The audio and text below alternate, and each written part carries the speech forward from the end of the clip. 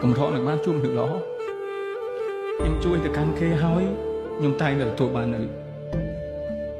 cả tọt snow mới để nhung ật anh giấy bạn xong bây giờ phải chạy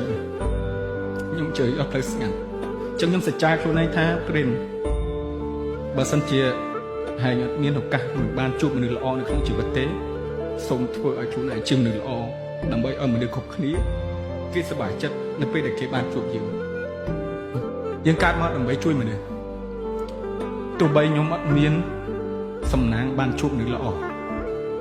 តែខ្ញុំនឹងធ្វើជាមនុស្សល្អឲ្យមនុស្សគ្រប់គ្នាគេជួបខ្ញុំហើយគេមានសំណាង